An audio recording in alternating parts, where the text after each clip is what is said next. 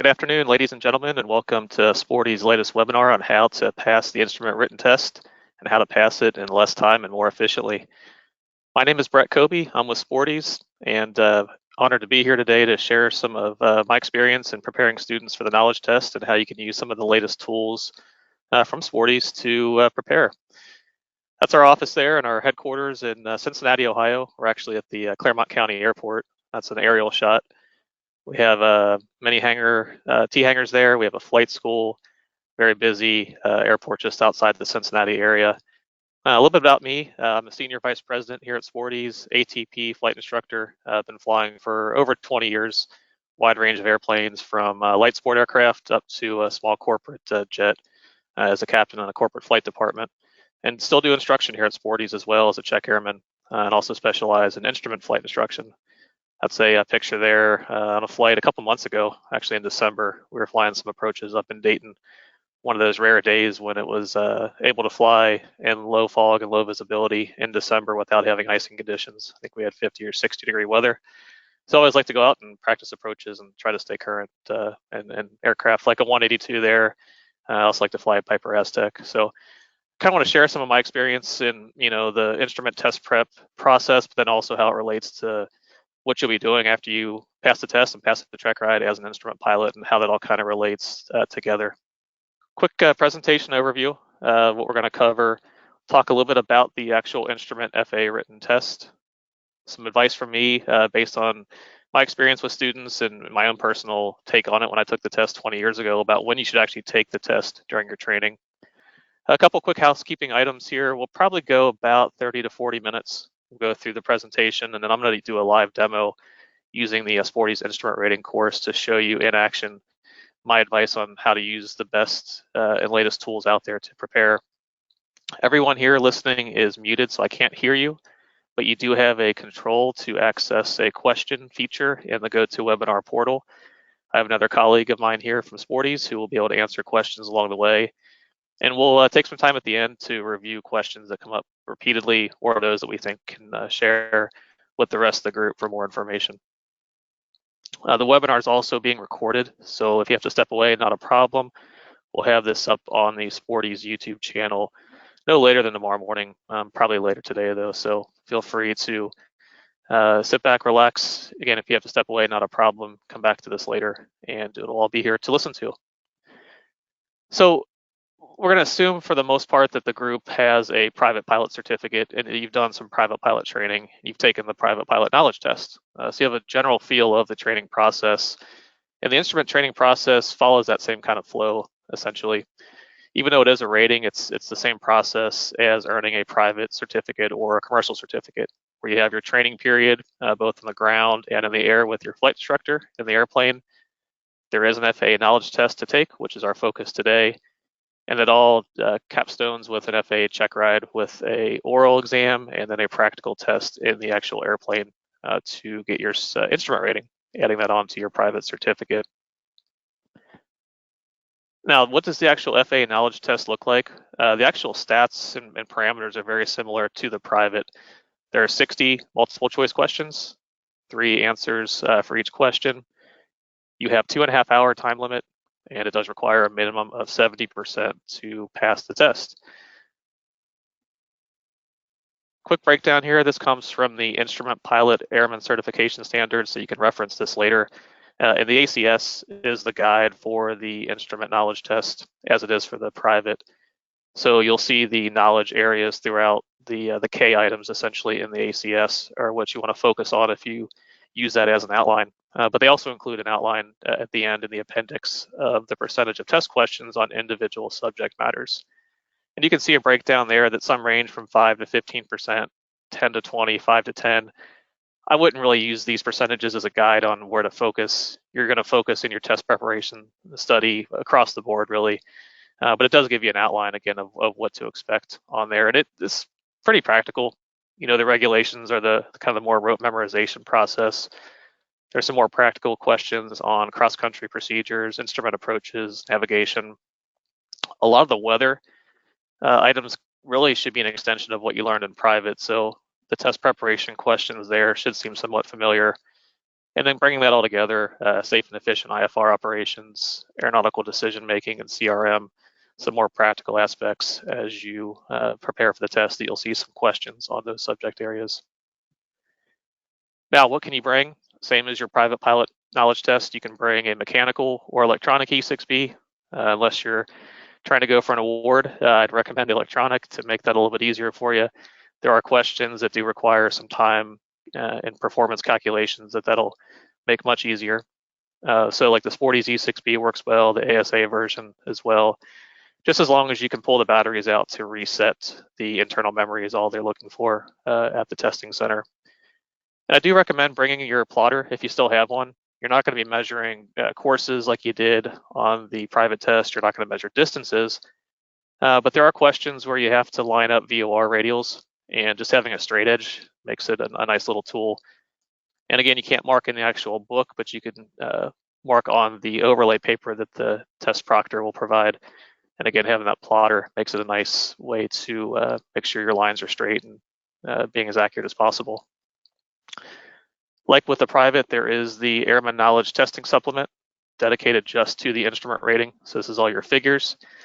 Lots of instrument approach charts, en route charts, instruments, and also you're provided with that blank paper and pencil. And I typically don't recommend just studying the knowledge test supplement book. This is where a test tool that we'll talk about can come in handy because it will have a bunch of questions that reference the figures here and bring them into some context as you would see them on the actual knowledge test. Okay, so when should you plan on taking the instrument test? And my advice here is a little bit different than for the private, because in the private, it really depends on your pace of training. A lot of students here come to Sporties. We do accelerated training and university style training in a collegiate program. And we recommend the students to try to knock out the knowledge test as soon as possible by completing the home study course or classes over at a college or ground training, etc. And that's practical for the private, but for the instrument, I think you're better off to start preparing for the test during your training, but take the actual test a little bit further along in your training because there are a lot of questions that are based on things you'll learn in the airplane as you fly instrument approaches, as you fly across countries. So I think it's quite okay to start preparing right away or even before you get to the airport. And I'm going to show you some tips on that once we get into the software. But I think you may find it more valuable to actually take the test further on in your training, you know, phase 2, phase 3, however your training course is laid out at your flight school. And you'll see why as we go into some of this later on. But keep that in mind that you don't need to race to finish this right away at the very beginning of your instrument training. Like with the private, the instrument test results, once you take the test, are good for 24 calendar months, and you must be a minimum of 15 years old to take the test. So let's talk about some kind of training techniques. And I feel like I'm a good position to talk about this because I went through what I consider the old way when I trained in the late 90s and early 2000s, really before the internet, before we had fancy software and mobile apps and all the good stuff we have today. But what I consider the old way was the ground schools where you came into flight school or a hotel and crammed for 3 days, you know, for a weekend type setting. And all you did was focus on the written test. And it was lots of rote memorization and reading boring FAA handbooks. In my case, I had a book that was probably 400 pages of just test questions. And I went through and highlighted it and went through it over and over, chapter by chapter, just reading and really memorizing. And at that time too, the FAA published pretty much every question that was on the test. So a lot of instructors then encourage students to get down and actually memorize numbers. You know, what are the minimums on this approach chart? You'd have that number, you'd see it over and over again. And when you saw it on the actual test, it was the exact same question, same answers. And you could, you know, pick the best of the 3. You got it right and moved on. But you didn't really learn anything. You know, it was a process just to take the test. And you know, while it checked the box back then, I was never really a fan of that method because it really wasn't teaching what you needed to know beyond the test and really to be a safe and competent instrument pilot. So let's fast forward to today, 2023, the 21st century. What's the new modern way? And that revolves around interactive self-study courses that teach you the ground school topics, that teach you the things you need to know to prepare for instrument flight, prepare you for each flight lesson. But they also include engaging test prep software that allows you to focus on the knowledge test and take what you've learned in that ground school and in those flight lessons and apply it to the knowledge test so that you can answer the questions based on what you know, not just based on memorizing answers, numbers, etc. And again, it's a key point there. The FAA no longer publishes all the questions. So no matter which service or provider you use, you're looking at representative questions of the test questions you'll see on the actual test.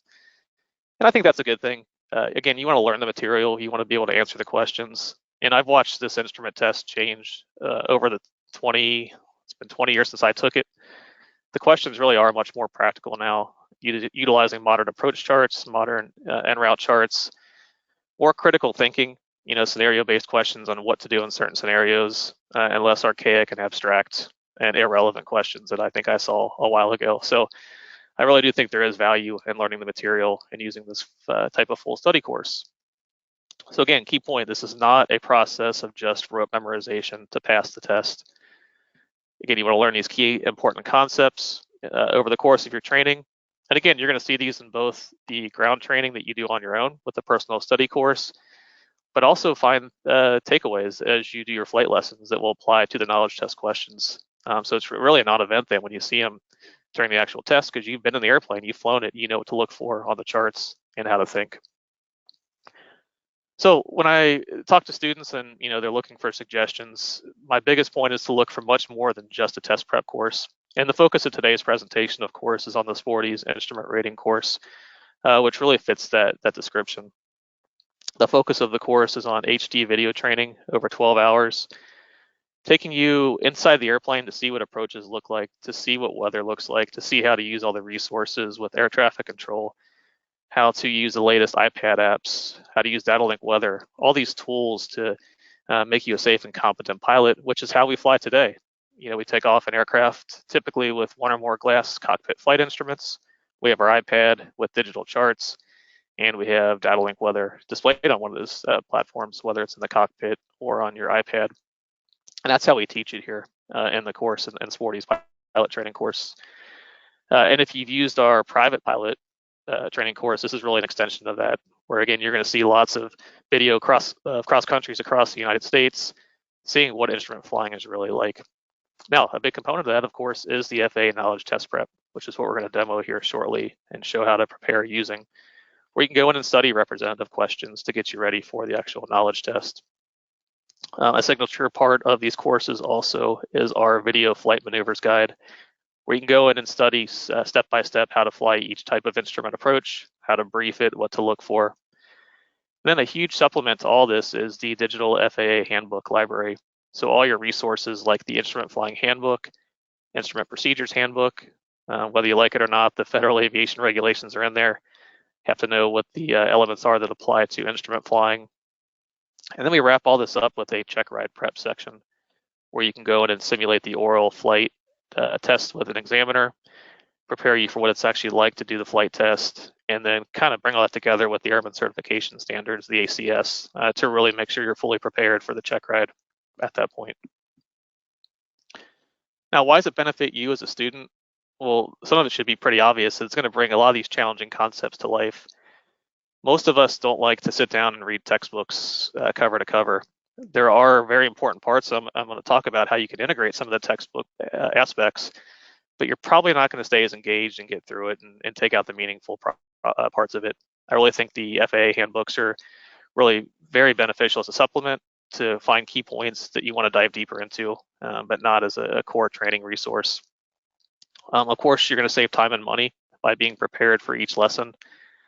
I can tell each time that if I have a couple students and one is using a study course like this one to prepare for each lesson and one does not, it's night and day, literally on each flight lesson. Again, whether that's for private training, instrument, or commercial, a student that uses one of these courses is much better prepared, knows the material ahead of time, and gets to the point where they're already kind of aware of what's going on and can ask much better questions and get much more out of each lesson.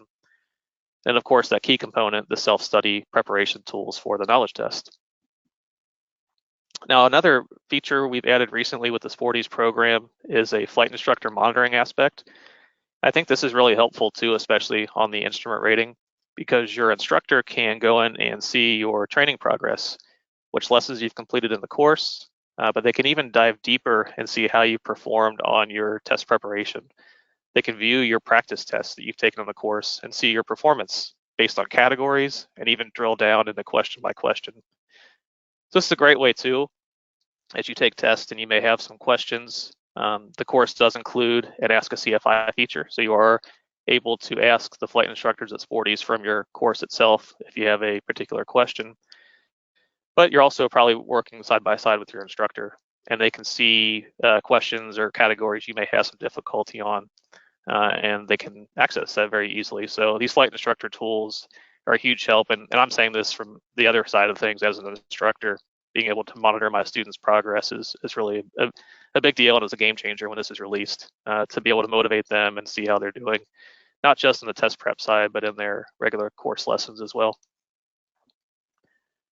Just a real quick overview of the actual course itself. It's one of the unique ones out there that you purchase it once and you have lifetime access. So there's no subscriptions, there's no reoccurring fees, you don't have to pay for updates. You get access to many different platforms. By default, there's the online version, which you can access in any web browser, and that works on any device, whether it's a home computer, your iPad, your Android, your iOS device, iPhone, iPad.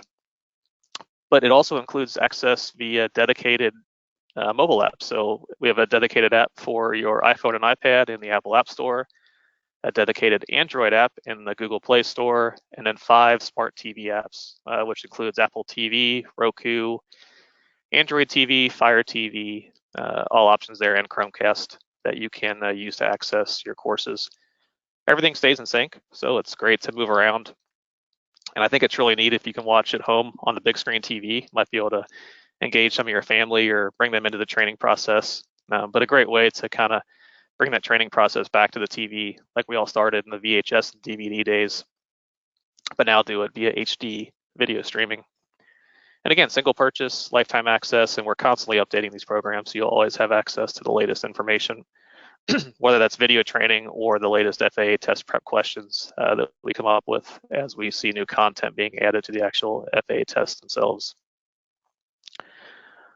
With that, I'm going to switch gears and we're going to look at the actual Sporty's instrument rating course test preparation tools to show you how we can use those to prepare.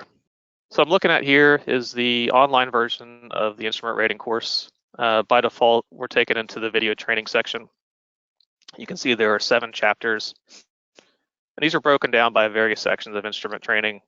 So for example, if I jump into the instrument approach section, we're going to look at various segments on ILS procedures, VOR approaches, procedure turns, all the nitty gritty of what it takes to fly an instrument approach. So my general recommendation as you approach the process is to go through all the video training first. Watch each lesson, review the notes.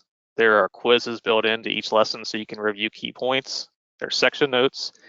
So great just variety of tools to kind of begin that process and get familiar with the instrument flying system.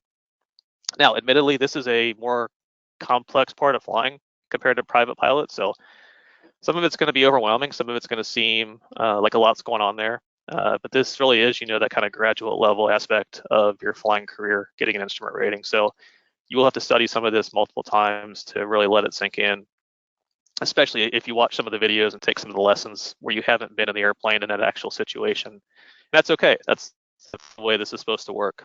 But what you're going to find then, outside of the knowledge test preparation, by doing that, when you actually get in the airplane, you will have seen what it looks like to get ready for an approach, what you're looking at on the flight instruments, how to set up the GPS and the navigation radios, and you're going to feel so much more comfortable as you hit those flight lessons. So be patient. Again, this might seem a little more overwhelming than the private training, but that's good. You're doing the right thing by taking these steps ahead of time. And then, like I said, once you get in the airplane for the flight lessons, things will go much more smoothly. So let's jump ahead. We're going to assume that you've watched all the video training. You can see your progress is tracked here on the left-hand side. So this user has completed 100%. We're going to come over to the test preparation function. So this is where you want to go when you're looking to, kind of solely focus on studying and engaging your readiness to take the actual instrument test. So the place to start is up here at the top to review some of our study tips, to study each category, study marked and incorrect questions, review your sessions, and then step 4 is to finally go in and take some practice FAA tests. So while you'll see this option here, FAA practice test is front and center, that's not where you want to start. We want to start here on this left-hand section, which is to study questions via study sessions. So we'll start there. And you'll see here that we have 6 different question session options.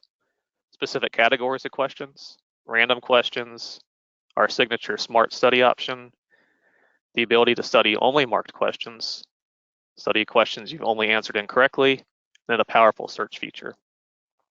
So I highly suggest we start with the specific categories option. And then you're presented with 2 options. Do you want to do question mode or flashcard mode?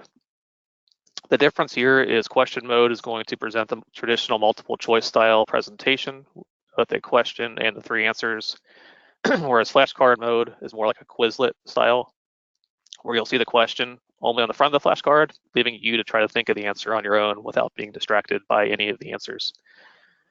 But to start, we'll do the question mode. And you can see we have 7 main categories here, very representative of the same categories we saw from the Airman Certification Standards of the grouping of questions. And so I mentioned before, where you start here really depends on where you're at in your training. So if you're just getting started, I would start on some of the categories that may kind of transition better from your private training. Things like aircraft performance, airplane systems. These are going to be obviously instrument oriented, but you probably know a lot of these already. So it's a great place to start. Let's do that. We'll start with aircraft performance. So we're going to select that main category, which selected these 3 subcategories, or you can go in and select individual ones. It's really up to you how you want to build your session. There's no right or wrong answer here, but don't select them all. I recommend being focused in some kind of set of categories initially so that you can really focus on one set of learning and one topic as you proceed. And when we do that, it'll build this custom session here. We have our question here at the top, our 3 answers. There's an ability to download all the figures. This question in particular does not reference a figure. As you can see, there's no button, but if it did reference a approach chart or en route chart, there would be a show figure button. But the way this works is obviously read the question, pick your answer. I'm just going to pick one randomly here. And you can see it gives real-time feedback based on your selection. So we did not get this question correct. The correct question is listed below with the box around it. Now, my first piece of advice as you go through this is to leave your answer selected as is and leave that as incorrect, because what you want the course to do is to evaluate your performance over time to see what questions you knew right away and which ones you didn't. I could come in here and select this, the correct answer, but I'd rather leave it this way because I want to grade this session and save my results based on what I picked the first time and what I thought was the correct answer. And you'll see why that's important here coming up as we look at some of the analytics tools built in.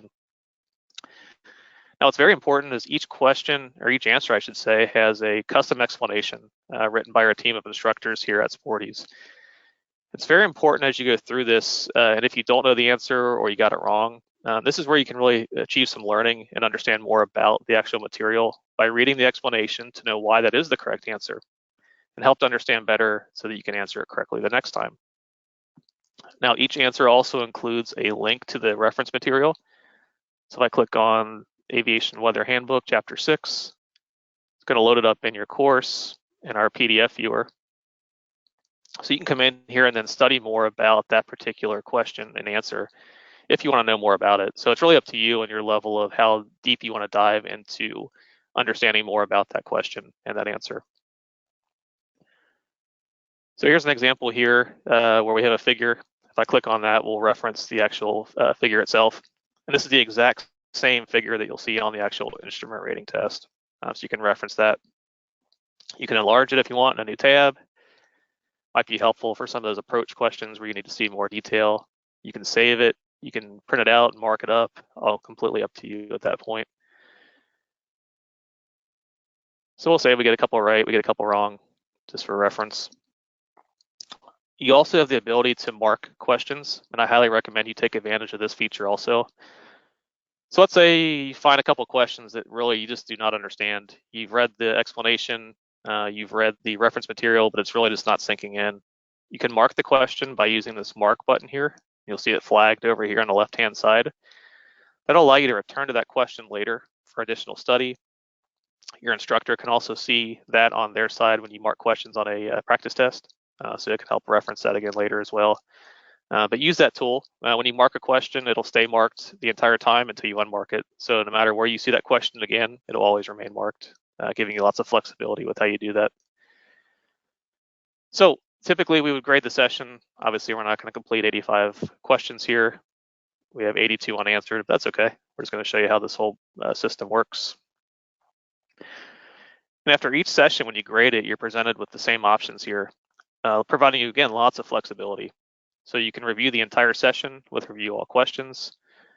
You can review just the missed questions, save the session, which will happen by default, or you can even do a new study session based on correct questions, incorrect questions, marked questions, or retry the entire session. Completely up to you. My general advice when I take a session like this is after I grade it is to always go back and to create a new session based on the incorrect questions. I want to look at those again and take another chance at it. Hopefully I learned why the first time after reading the explanation. I read the reference material. I know more about that now. I'm going to go ahead and study the questions one more time and use that incorrect questions function. So again, lots of options there with how you want to proceed after that session. The good news is you don't have to make that decision right there either. If you're in a hurry or you want to come back to it, we store your entire study history with all these same flexible options for additional study. So here's our high performance 2% score, as you can see. Let's delete that because that's not really relevant and doesn't provide as much information. But here's a session I completed yesterday. I had 74%. If I press this plus button here, I can drill down further and get some more information on that session and get a high-level view of the analytics of how I performed in each category. So in this particular session, I took a bunch of categories just as to show you how this all worked. But you can see here in flight planning, I scored a 55%. So if I were actually studying for the test and these are actual results, it allows me then to know where to focus later on in my training and my test preparation process, where I need to focus on more studying. In this case, flight planning and probably aircraft performance. But I did really well on systems, so I'm looking pretty good there. Even further, I mentioned you can come back and have those additional study sessions at any given time. I can go back and look at or start a new session based on the questions answered correctly, incorrectly, marked questions, or retry the entire session again. And you can do that for every single session that's been completed throughout your history of the course here. And this will save as many sessions as you take. So there's no limit here on that process. Even further, there's this button here, Advanced Category Breakdown. This will show you over the life of your preparation process, again, all these different categories. If I come down, let's look at flight planning. You can see your performance over all sessions, the last 3 sessions, and most recent sessions. So if you really want to drill down to a very specific knowledge level, specific category, you can see here that I didn't do so well in GPS RNAV operations. So again, this can direct your focus on where to study as you get towards those final stages and preparing for the test. And this is up to you. You probably have a pretty good feel for what your strong and weak areas are, but I think this is a good tool to use throughout as you start to build up more study history to learn where to focus. Okay, so we're looking at our cheat sheet up here, study each category. That's step 1. So methodically go through, and we have over 1,000 questions in our database, so that's going to take some time. That's a very valuable and well worth it to do that, to see representative examples of each question at least once, and to start to build up some of your scores and performance here in the program. So step number 2, study marked and incorrect questions. The way to do that, again, is to come back in to start a new study session.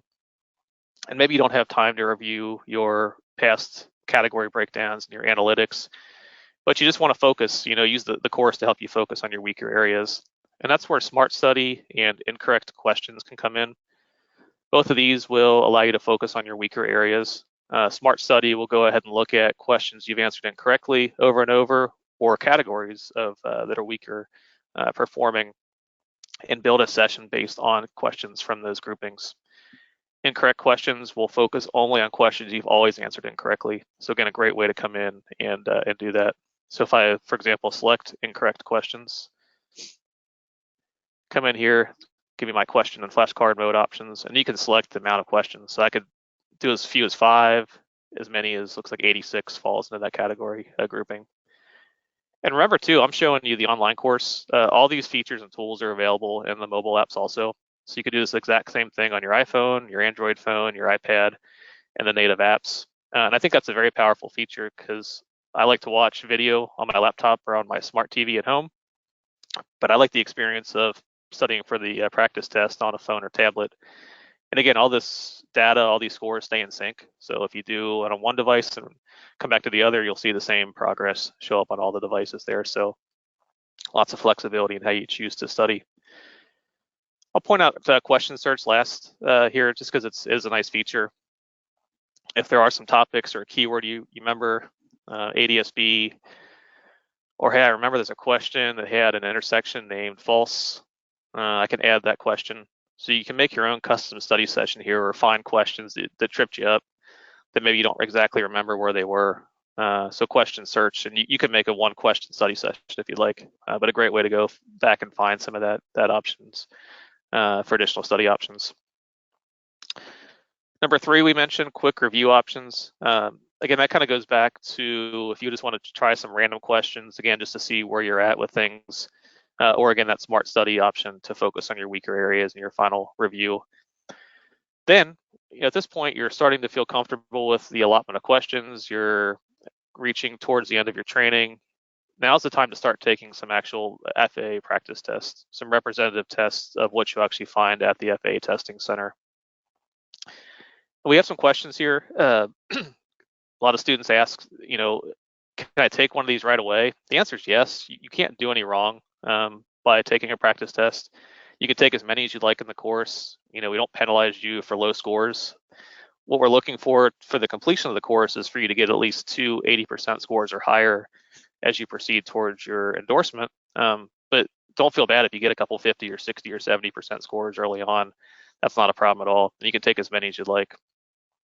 And even here, you can see where some of the questions we had marked earlier are still showing marked in your question list here. Now, in this case, when I select a question and an answer, I don't get any feedback. I'm just selecting the answer. I will do this for all 60 questions, which I will not do today, but you get a feel for how that works.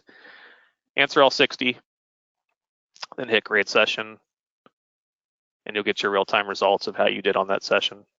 So let's go back and look at an actual finished practice test session. From yesterday, I completed with a 91%. Again, you have all the same options though, and I recommend doing the same thing here as you complete one of these sessions, is to go back and look at the questions you answered incorrectly, look at your categories, again, to help you focus and study further along. So your goal here with this program, like I mentioned, is to get a bare minimum of 2 80% practice test scores. You can see our 92% is showing up here on the left-hand side in our progress view. If I took one more practice test and got an 80% or higher, I would then be able to request and download a knowledge test endorsement. So a nice thing about this course, again, it provides that endorsement right from our flight instructors here in an automated format. So if you get through all this at 3 a.m. on a Friday night, come in here, press the button, request your endorsement. You'll have it in your email within a couple minutes, and then be able to download it from your course here as well. So this is really all on your time at that point to be ready for that. Okay, a couple strategies I like to recommend to students. So like with any test, whether it's for aviation or you want to be an attorney, you want to go to accounting preparation, always answer the easy questions first. So if the very first question you see is some kind of complicated cross-country planning that requires your E6B and a couple of performance charts, go ahead and mark that on the actual test and come back to it later. But if you find a question like this, which is a very just simple concept of how to check the attitude indicator before takeoff, and you know this like the back of your hand, go ahead and answer it and move on. So don't feel like you have to answer every single question in order. In fact, I strongly discourage that. Answer the easy ones first, and then come back to the ones that are going to require some more steps to solve and compute. Next part, a lot of the instrument questions are very black and white. They're not, the questions of what's the best answer, but there is really only one answer for a lot of these. What is this number on the chart, or when can you do this action based on these conditions? And so I like to look at these a lot of times and just look at the question only before I even look at the answers and try to formulate an answer in my head as to what that answer is. So in this case here, when can we execute a sidestep maneuver? Get that answer in your head. It's probably as soon as I see the runway or the runway environment. Well, then now I can look at the answers. I see that's the third one there. Select that, and then that's the right answer. So as much as possible, if you can just read the question only, think about it, try to think of what that answer is so that you're not distracted by some of the other incorrect answer choices. I think you'll find that to be way better off. And not only on the actual test to employ these strategies, but do the same thing while you're studying so that you kind of get in that mindset as you prepare for the test. There's a lot of questions related to situational awareness based on CDI or VOR indications. As you can see here, you'll be presented with an en route chart and a couple of VOR indicators. This is a good case here. Again, take your time, read the details carefully. So look at the two from flags on the actual VOR indicators. Those will trip you up. But then again, take your overlay paper on the chart when you have that book in front of you, or print the actual image off, and take your time with your straight edge or your plotter and find that position nice and carefully on the chart. So you might not do this in real life because this isn't really a practical, I guess it could be if you're flying with just two VOR navigation radios, but you probably have your iPad and 3 GPSs in the airplanes. But for the sake of the knowledge test, we're going to assume you only have your navigation radios. Take your time, solve the radials, draw them on the chart, and then figure out where you're at. Same thing here, though. Go ahead and do this before you actually look at the answers, so you're not distracted by what the actual answers are trying to mislead you with. And then once you see your position, you're going to find that answer on the one of the list of the 3 answer choices, and it's going to be very clear that you have the correct answer, so that you're not, again, distracted or misled by some of the incorrect answers.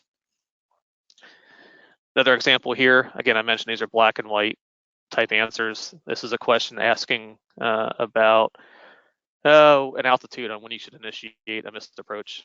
And again, the goal of this presentation is not to teach instrument ground school, but there is only one answer on this chart. So I'm not even going to look at the answers first. I'm going to come down here on the chart. I'm going to find what I believe is the right number, 1008. Then I'm going to look at the actual answers. I can confirm, 1008 MSL. So I feel very confident that that's the correct answer based on using that strategy. And I don't even care what the other 2 answers are because I know they're not right. So here's a question example they'll give you where they want you to figure out where to hold on a VOR strictly based on the CDI indication. So we're on a heading. This is where I, again, recommend drawing things out the best you can. Visually presenting the information to you as you take the test will really help you out. And of course, you have to have the knowledge to know what not the quadrants, but the sectors are for a teardrop parallel or a direct hold entry procedure is. But definitely just take the time, draw it out. This is my little scribble in PowerPoint, but do the same thing with pen and paper and do your best you can. So then you're probably asking, okay, well, I can do that, but I still don't really know the parallel teardrop or direct because I studied it, I saw it in the course, but I didn't memorize, the 70, 180, and 110 splits. So here's an example here where I'd highly recommend, as you see a question like this, here's the answer. And then here are the links to the reference material. So in this case, we reference over to Instrument Flying Handbook, Chapter 10, which has that specific information on how to enter a hold. It's going to, again, kind of allow you to bring all the different pieces of training together to know how to answer this particular test preparation question. Now, again, is this really practical in the real world of flying? Not really, because you don't have to enter a teardrop. You could enter a parallel hold also, as you'll learn in your instrument training. But in this case, the FAA is very, I should say, subjective on the matter. It's objective on the matter and wants you to know exactly which sector you're coming in on, and that is a teardrop entry. And not to intimidate on this kind of thing, but it just shows the value of having all these resources in one location so that as you study the question, you can draw it out and then bring up the particular training resource to help you further understand why that is the correct answer. And then you can start to get ready for each of those types of questions on the actual test. You'll probably only see one holding question on there. There's not a whole lot, but it is one you want to have those, again, numbers memorized of what the different sectors are that the FAA is looking for as you enter that hold. Just to review, if it's been a little while since you've taken your private test, the different steps here to do this. So first, make sure you have your FAA tracking number, your FTN number, which you should have from your private training, and you can retrieve that also on the FAA IACRA website. Locate a testing facility. PSI is the main testing facility now, the contractor for the FAA, and you can locate one of those at faa.psiexams.com. You can create an account there, which you may already have from your private days. Of course, bring your test endorsement. That'll come from your Learn to Fly course, instrument rating course, or your flight instructor. US citizen, bring your government issued ID card or a passport, like your driver's license. And of course, I mentioned bring your E6B flight computer and plotter. With that, I'll wrap up. Again, I just want to thank everyone for listening in today and sharing interest in earning your instrument rating. I really think it is the next step for all pilots, private pilots, to really take the next level and expand your flying capabilities. And from an instructor standpoint, I hear a lot that pilots, are intimidated by the instrument rating because they don't want to go out and fly in low weather or low visibility, low clouds, and really, I hear the word risk, which is fair. It's all about risk management, but risk, they're kind of flying in those conditions. And my answer to that typically is yes, you're going to learn how to do that during your training, but the real value of an instrument rating is taking advantage of those days when maybe it's 1,000-foot broken or 1,000-foot overcast at your airport. Plenty warm, so there's no icing conditions, but you just need to get through that 500-foot thick layer where it's clear on top to get on to your destination.